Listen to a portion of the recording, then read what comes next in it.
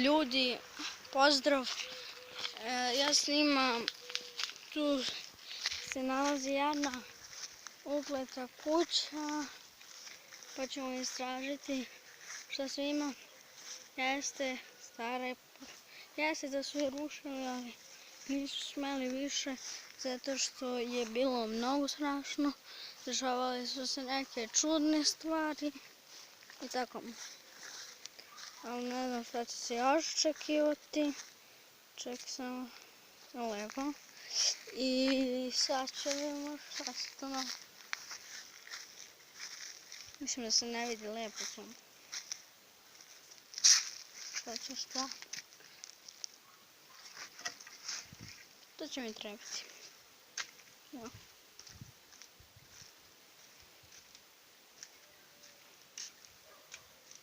Čujem.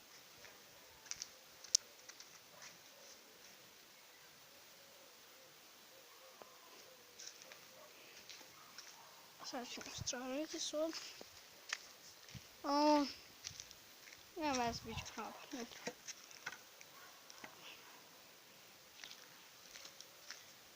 Tamo je podrum. Sad ću vidjeti šta ima u ovoj ruševini.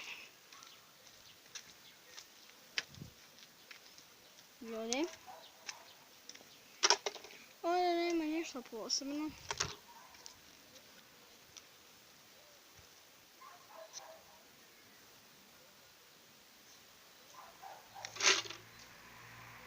Dobro, šta se to čuo? Ju. Što se desilo? Mora da idemo iz ove kuće. Znate, spooky, scary. Mora se beže od ove kuće. Mislim da će se završiti.